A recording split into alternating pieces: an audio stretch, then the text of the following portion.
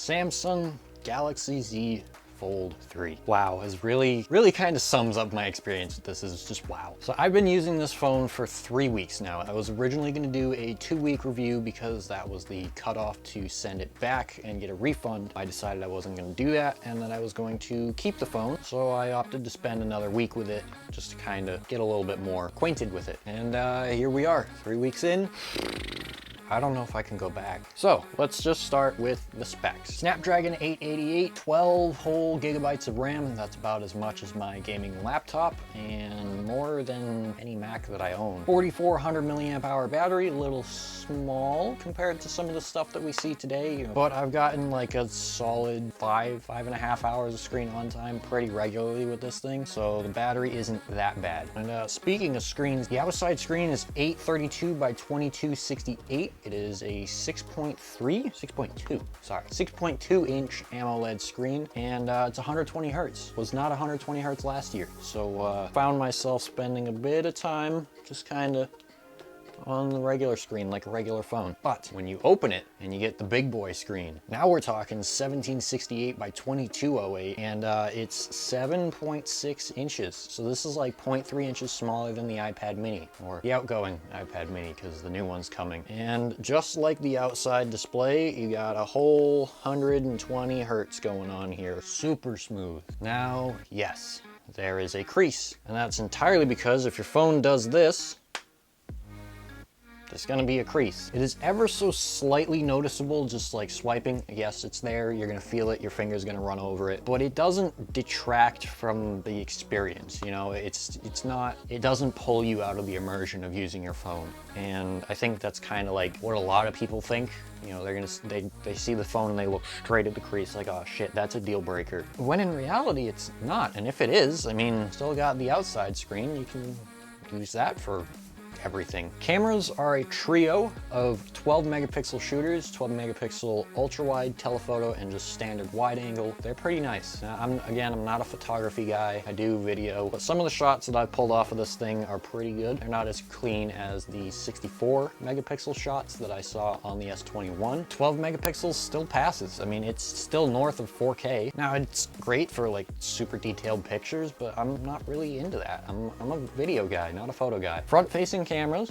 Yes, cameras are pretty decent. The one on the cover display is just kind of average. You know, it's nothing we haven't seen before. But on the inside, this guy right up here, under the entire display. Now, this is nothing new per se for smartphones, but it's definitely new widespread. I know Xiaomi and I think ZTE have done them before, but like Samsung has issues making and shipping these to everyone that orders them. I don't think ZTE has that issue. That says a lot for demand. It's 4 megapixels, so kinda low res, but for things like video calls, the things you're probably gonna end up doing on the inside screen, it's not bad. It's still 1080p, still 60 FPS, so it's not bad.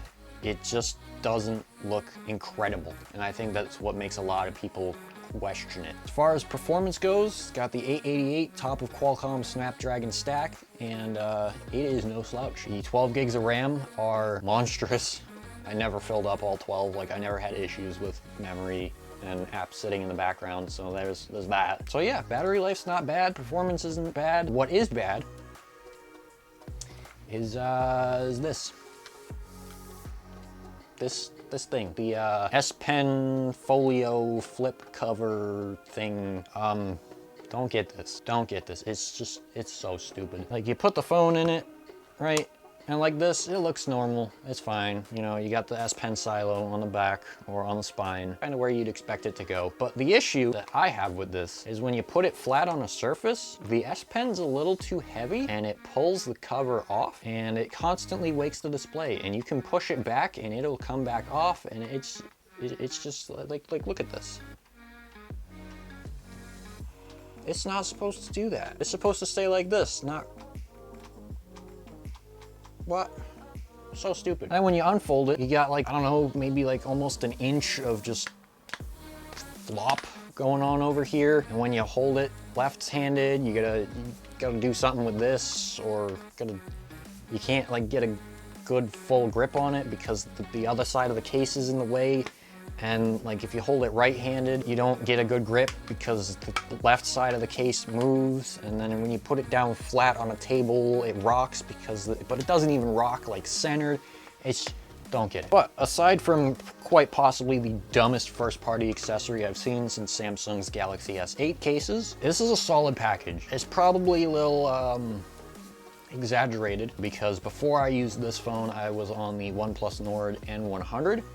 Check out my video reviewing it up here. That was a $200 phone. This is a $2,000 phone. I don't know if it's 10 times as performant. I mean, you know, Snapdragon like 400 chip, 460, I think. I don't know, 888, 4 gigs of RAM, 12 gigs of RAM, 64 gigs of storage, 256, 720p display, 90 hertz, 1700p display, 120 hertz. Like when you compare it to something like that, the value's just not there, right? Like it's 10 times as expensive. You're probably not gonna get 10 times the performance out of it. But if you compare it to something like the outgoing Note, which might not be dead. Samsung might be working on Note 22 or the S21 Ultra or shit, what's the other folding phone? The Mate X2. This isn't bad. I'm pretty sure like the Mate X2 is $3,000. So it's kind of cheap. But in all seriousness, I love this phone. I just wholeheartedly love this phone. My wallet doesn't love this phone. My wallet doesn't love the fact that I decided that I'm keeping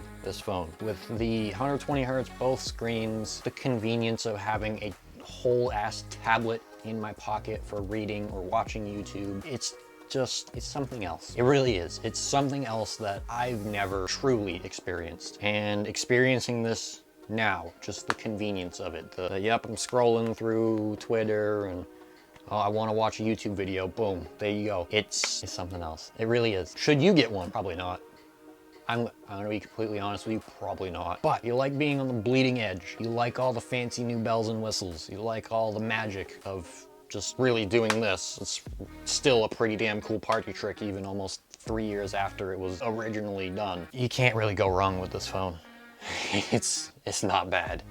I hope you guys enjoyed. If you did, be sure to leave a like, subscribe. Tell me what you'd like to see on the Fold 4. Tell me what you're looking forward to for next year, and I'll see you guys in the next video where I review the phone that I don't have on me, the Z Flip 3. Catch you guys then.